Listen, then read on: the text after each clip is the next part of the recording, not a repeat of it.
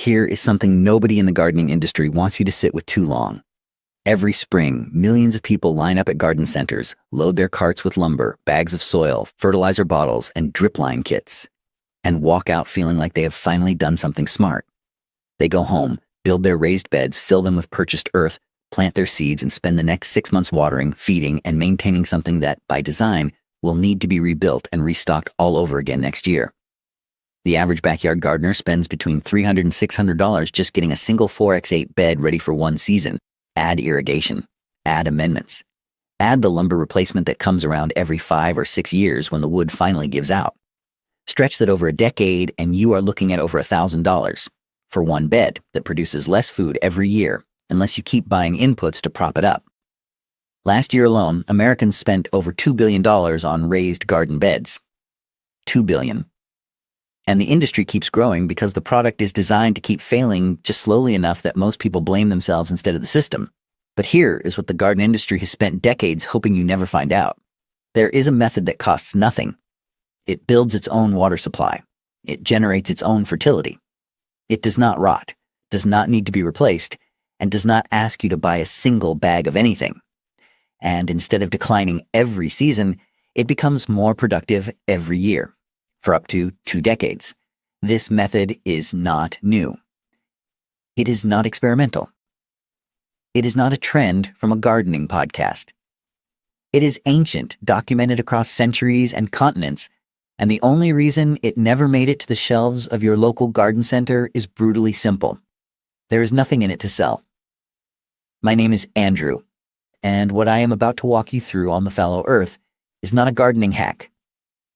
It is a complete rethinking of what a garden bed is supposed to be, and where that idea originally came from.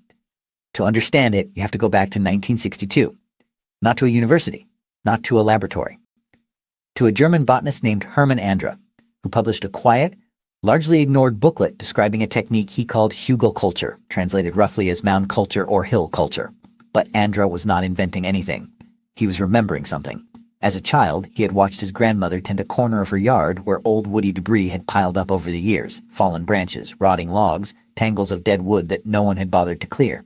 What grew in and around that pile was unlike anything else in her garden, taller, greener, more abundant, and completely untended. No one watered it. No one fertilized it. No one paid any attention to it at all. It simply grew, year after year, with a kind of effortless excess that the carefully maintained beds nearby could never match. What Andra recognized was that his grandmother had accidentally replicated something medieval farmers across Germany and Eastern Europe had practiced deliberately for centuries. These were not scientists. They were hungry people working poor land. They gathered fallen timber, dead branches, and woody debris. They stacked it into long mounds, covered it with whatever soil they had on hand, and planted directly into the surface. And what they discovered, through necessity rather than theory, was that those mounds improved with time. Harvests grew larger each year while the labor required shrank. The soil darkened. The plants strengthened. And after the first couple of seasons, the mounds barely needed watering at all. These farmers had not invented a technique. They had copied the forest. Every old-growth forest on Earth is built on a foundation of decaying wood. When a tree falls, it does not disappear. It transforms. Ecologists call what it becomes a nurse log. Walk through the Pacific Northwest, the Black Forest, or any ancient woodland, and you will see the evidence everywhere. Ferns and mosses, and even full-sized trees growing directly out of decomposing trunks. Seedlings erupting from the cracks of logs that fell a century ago. The forest floor is not dead matter waiting to be cleared. It is the most productive growing environment on the planet, and it has been running the same system for 300 million years. Those medieval farmers did not stumble onto something clever. They looked at the forest floor and did exactly what they saw. The technique spread the only way it could, from village to village, generation to generation, passed through hands rather than textbooks. It had no brand name, no corporate backing, no marketing. And when the 20th century arrived with its tractors and chemical inputs and garden centers on every corner, word of mouth was not enough to keep it alive. But one man refused to let it disappear. Sepp Holzer was born in 1942 in the Austrian Alps, and in 1962, the same year, Andra published his booklet. He took over his family farm, the Krameterhof, sitting on a steep mountainside at over 4,000 feet of elevation. The winters there dropped well below negative 20 degrees Celsius. The soil was thin. The growing season was brutally short. Every neighbor around him followed the same rules. Flat fields, straight rows, government-approved crops. Holzer looked at those rules and decided they were wrong. Instead of leveling his slopes, he carved terraces. Instead of burning his fallen timber the way everyone else did, he buried it. He stacked logs and branches into massive mounds, covered them with earth, and planted directly into the surface, exactly as those medieval farmers had done centuries before. Then he did something that should have been impossible. He planted lemons, kiwis, figs, and grapes on an Austrian mountainside where temperatures regularly crushed past -20. The government noticed. Inspectors arrived. Clipboards appeared. Fines were issued, sometimes dozens in a single year. In 1986, after heavy rains, authorities accused him of building illegal water retention structures. He paid the fine and appealed, arguing his ponds and terraces had actually prevented the flooding they were worried about. By 1989, the pressure had reached its peak. The Agricultural Board threatened to seize his farm entirely. They threatened him with prison. Holzer's response was quiet and devastating. He invited them to come see his yields. What they found could not be explained away. Lemon trees bending under the weight of ripe fruit against a backdrop of snow. Kiwi vines climbing alongside alpine spruce. Grapes ripening on slopes where his neighbors could not grow cabbage. His farm was producing 10 times more food than any surrounding property, with no irrigation, no chemical fertilizer, no imported soil. Just buried wood rotting quietly underground, doing precisely what nature designed it to do. By 1992, he had become known across Austria as the most fined farmer in the country. He wore that title with complete indifference. The turning point came in 1995 when professors from the University of Natural Resources and Life Sciences in Vienna traveled to his mountainside, arriving skeptical and leaving converted. They certified that the Krameterhof fulfilled every criterion of permaculture in an exemplary way. The lead professor, Dr. Bernhard Lech, described Holzer's farm as containing, in his words, all the success principles of genuine wilderness ecosystems, a living order concealed behind apparent chaos. Today, the farm spans 50 hectares with 70 ponds, managed by just 2 people. Even the legendary mountaineer Reinhold Messner has called it proof that another way exists beyond monocultures and industrial agriculture, but Holzer was not performing miracles. He was harnessing a process that plays out on every forest floor on the planet.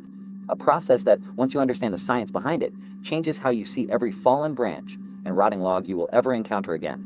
When wood begins to decompose, something remarkable happens inside its structure. The cell walls of timber are built primarily from linen, a dense organic polymer that forms a labyrinth of microscopic tunnels and chambers. As fungi and bacteria move through it, breaking linen down, those pathways expand. The wood becomes increasingly porous, and in that porosity, it begins to behave like a sponge, not as a metaphor, but as a measurable, physical reality. Laboratory testing has shown that heavily decomposed pine logs can absorb water equal to 500% of their dry weight. A 10-pound chunk of rotting pine holds 50 pounds of water locked inside its cellular structure. Now bury that wood underground, pile soil over it, and plant into the surface. What you have just created is an invisible reservoir beneath your garden. A hidden water bank that no raised bed, no irrigation system, and no bag of water-retaining gel crystals can replicate. When rain falls, the buried wood absorbs it and holds it deep in the mound where sun and wind cannot reach. During dry spells, that stored moisture wicks upward through capillary action, feeding plant roots from below at exactly the moment they need it most. Field measurements tell the story plainly. In the middle of July, when surrounding garden soil cracks and dries to the point where gardeners are dragging hoses daily, moisture probes pushed into the core of a Hugelkultur mound consistently read 40 to 60% soil moisture. That is springtime moisture in the height of summer. A retired school teacher in the Pacific Northwest built her first mound using storm-felled maple logs, packed every gap with grass clippings, and layered soil over the top. By the second spring, she had coiled up her garden hose and put it in the shed. Her water bill dropped so sharply that the city sent a notice asking whether her meter was broken. A traditional raised bed cannot do this. Added it is a wooden box of purchased soil sitting on top of the ground with no internal water storage whatsoever. It drains from the bottom and dries from the top, placing you on a permanent treadmill of irrigation from the first day of planting to the last day of harvest. Every season, every year, without relief. But water is only the beginning of what buried wood does. From the moment soil is piled over those logs and moisture begins to seep in, the mound becomes a living engine. Fungi and bacteria swarm through the wet wood, breaking down linen and cellulose, and that biological breakdown generates heat. The decomposition process is exothermic. It produces warmth from within. The core of a Hugelkultur mound runs measurably warmer than the surrounding ground. This is not a curiosity. This is a genuine growing advantage. In early spring, when the flat garden is still cold and waterlogged, the mound bed is already warm. Seeds germinate earlier. Transplants establish faster. In autumn, when the first frost takes tender crops in flat ground, the thermal mass rising from below buys extra weeks of production for tomatoes and peppers that would otherwise be finished. Holzer used this thermal advantage to Grow subtropical crops at 4,000 feet in the Austrian Alps. In a typical backyard, it can extend your growing season by a month or more in almost any climate. And here is where you need to understand something that will permanently change how you think about soil. In 1997, ecologist Suzanne Simard at the University of British Columbia published research that rewrote the textbooks on how forests function. Working in old growth stands across the Pacific Northwest, she discovered that beneath the forest floor, trees are connected to one another through a vast underground network of fungi. These fungal threads, called mycelium, weave through the soil and wrap around tree roots, forming what scientists now call mycorrhizal networks. A single teaspoon of healthy forest soil contains several miles of these filaments. The press called it the Wood Wide Web. What it does goes far beyond what most people realize. Through this network, trees share water, carbon, nitrogen, and phosphorus. They transmit chemical warning signals when under attack from insects, allowing neighboring trees to activate defenses before the threat arrives. Older trees, what Simard calls mother trees, use the network to direct nutrients towards struggling seedlings growing in their shade. A forest is not a collection of competing individuals. It is a cooperative organism, and it is connected entirely through fungi. When you bury wood in a hugelkultur mound, you are creating the precise conditions for these fungal networks to form in your garden. The decomposing wood becomes a scaffold. Mycorrhizal fungi colonize the logs, spread through the surrounding soil, and connect with your plant roots. Your tomatoes are no longer feeding only from the soil immediately surrounding them. They are plugged into an underground network that stretches through the entire mound, accessing water and minerals from locations their roots could never physically reach on their own. This is why hugelkultur beds become more productive over time rather than less. Each year, the fungal network grows more complex. The connections multiply. The nutrient cycling deepens. Your garden is not just growing food. It is building infrastructure underground. A living system that compounds in value with every passing season. No fertilizer does this. No drip line does this. No raised bed kit from any garden store comes anywhere close. Now, there is a myth that has circulated through gardening forums, extension offices, and even some university publications for decades, and it needs to be addressed directly because it has kept countless gardeners from ever trying the one method that would have made every other garden investment unnecessary. The myth says this: do not bury wood in your garden. Wood is high in carbon. When carbon-rich material decomposes in soil, bacteria consume nitrogen to fuel the breakdown, stealing it from your plants. Your crops will yellow, your yields will collapse, your garden will fail. It sounds logical. It is wrong. Researchers at the University of Wisconsin tested this claim directly, building hugelkultur beds and control beds side by side and measuring nitrogen levels throughout the growing season. The results were unambiguous. Not only did the mound beds not suffer nitrogen deficiency, they showed higher nitrogen levels than the control plots. The explanation lies in the biology of decomposition itself. Fine wood particles, sawdust, small chips, are broken down primarily by bacteria, and yes, bacteria are inefficient with nitrogen. They do consume it during the process. But large pieces of wood, the logs and branches that form the core of a hugelkultur mound, are decomposed primarily by fungi. And fungi handle nitrogen entirely differently. They do not rob it. They recycle and redistribute it through their networks. The nitrogen myth was built on a real observation applied to the wrong situation. Bacterial decomposition of fine particles incorrectly extended to fungal decomposition of large timber. A misunderstanding repeated so often it became received wisdom, and it kept gardeners away from the most productive method available. A 2024 analysis of permaculture sites using buried wood systems confirmed the broader picture. Soil carbon stocks were 27% higher than control fields. Soil bulk density was 20% lower, meaning looser, more breathable ground for roots to move through. Earthworm populations were 201% higher. The soil beneath a hugelkultur mound is not dirt. It is a living ecosystem that intensifies with each passing year. Here is exactly how to build one. Choose your location with full sun if you are growing vegetables. You do not need to dig a trench. You can build directly on top of existing grass or bare ground. If you want extra depth and moisture contact, going about a foot down gives you more room to work with. Lay cardboard over the surface first to suppress weeds. It will break down on its own. The foundation layer is the most important decision you will make. You want the largest, oldest, most decayed logs you can find. Hardwoods perform best. Oak, maple, apple, birch, and poplar all work well.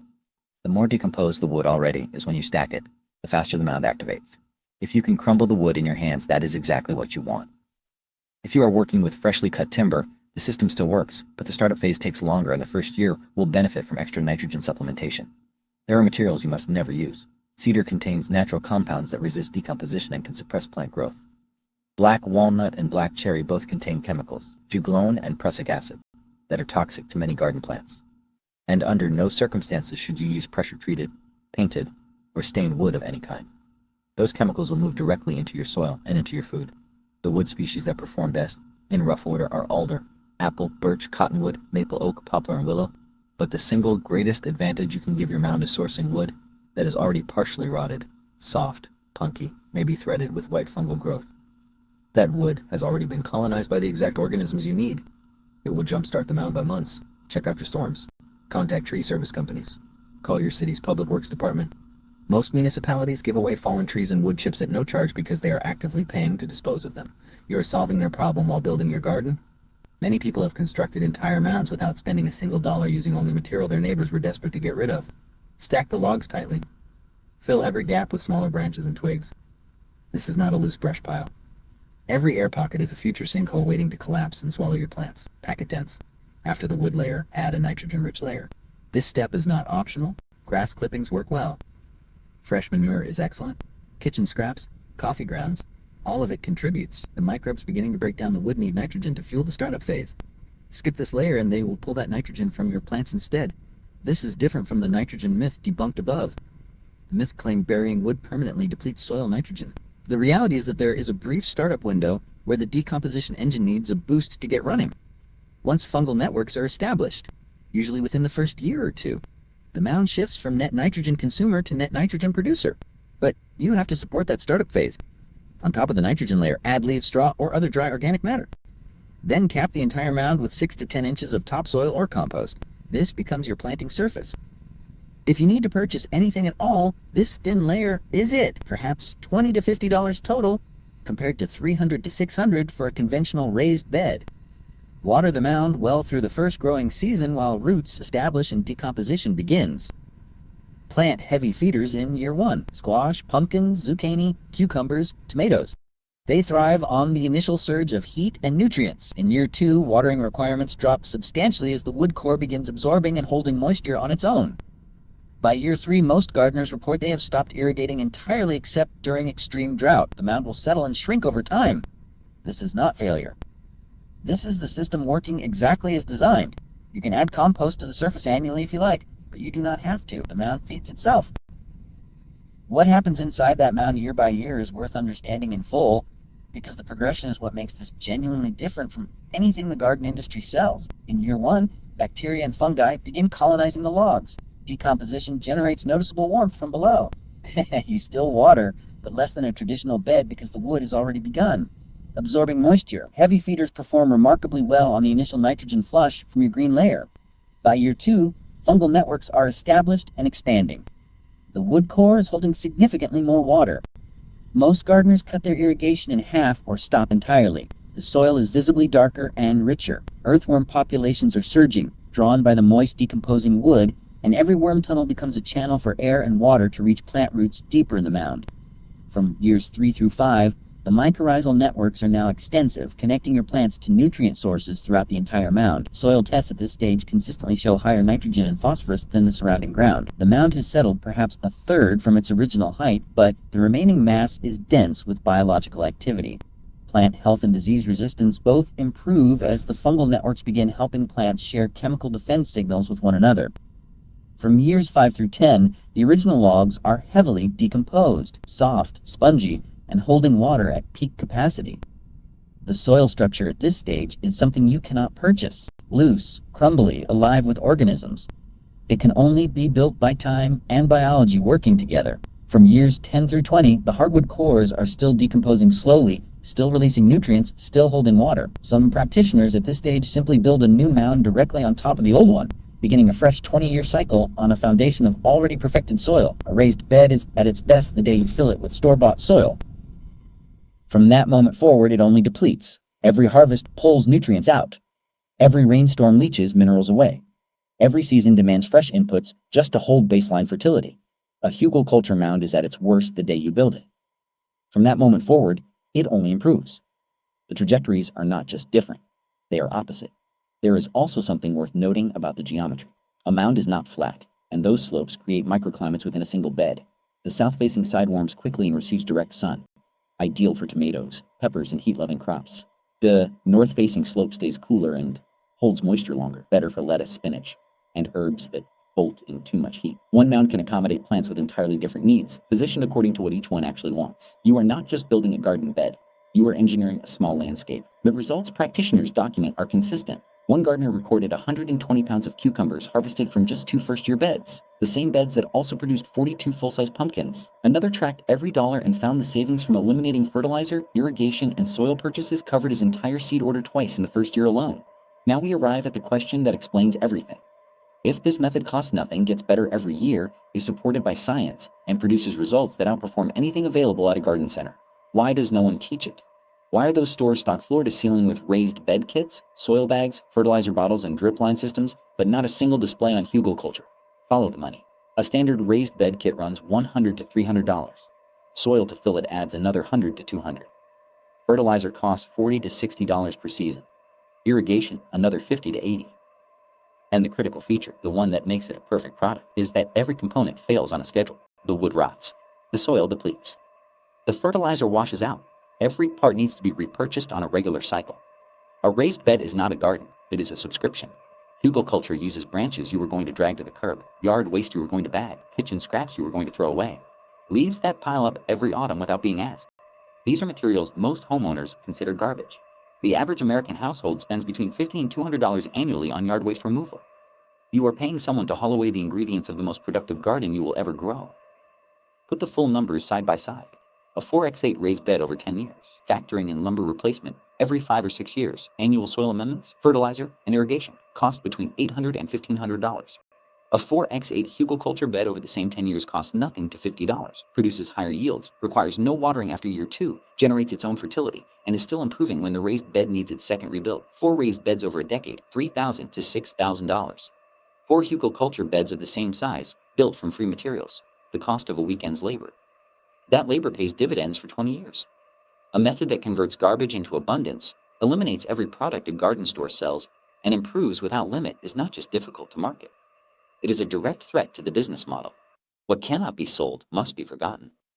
What is forgotten must be rediscovered by someone willing to look below the surface. In 1962, Andra looked at his grandmother's brush pile and recognized the future in it. That same year, a 20-year-old Austrian farmer began stacking wood mounds on a mountainside that every expert around him said was worthless. 60 years later, Sepp Holzer's farm spans 50 hectares of forest garden with 70 ponds, producing food at altitudes where his neighbors cannot grow grass. He was fined hundreds of times. He was threatened with the loss of his land and his freedom. But the lemons kept ripening in the snow. The soil kept deepening. And eventually, even the inspectors put down their clipboards and picked up cameras, because what they were seeing could not be explained away. The flat field won the 20th century because mechanized farming needed smooth ground. After 1920, tractors demanded uniformity. Mounds were leveled, brush was burned. The old systems were flattened, not because they failed, but because they did not fit on a conveyor belt. When you destroy the mounds, you destroy the reservoirs. When you destroy the reservoirs, you need irrigation. When you burn the wood, you lose the slow-release fertility. When you lose the fertility, you need chemical inputs. Every product the garden industry sells today exists because we abandoned the system that made all of them unnecessary. But you are not driving a tractor through your backyard. You are trying to grow food for your family. And for that purpose, for that specific purpose, the mound wins. It has won for centuries. We simply forgot to look down. Every pile of brush at the edge of your yard. Every fallen branch after a storm. Every log sitting behind the shed going soft at the edges. These are not trash. They are 20 years of water, 20 years of fertility, and 20 years of harvest waiting to be activated. The raised bed industry does not want you to know this. The fertilizer companies do not want you to know this. Your local garden center with its aisles of soil bags and lumber kits has no financial reason to tell you any of it. But now you know. The question is whether you will keep paying for a wooden box that depletes every year, or whether you will bury some logs, pile on some soil, and build something that your grandchildren will still be harvesting from. The ground remembers what you give it. Give it wood and it gives you decades. One final thought. In 2009, Sepp Holzer handed the Krameterhof to his son Joseph. The mounds his father had built in the 1960s were still producing. The soil was richer than the day it was first turned. The ponds were full. The lemons were still ripening in the alpine cold. A garden built from conviction and cast-off timber, started by a 20-year-old that every expert around him said was wrong, had outlasted every fine, every threat, and every inspector who arrived certain it could not work.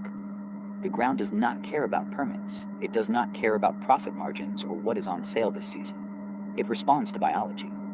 And the biology is clear. Bury wood. Let it rot. Watch what comes up. If this changed how you think about your garden, share it with someone who is about to spend $600 on a raised bed. And if you want more of what the gardening world is not talking about, subscribe to the Fallow Earth. We're just getting started.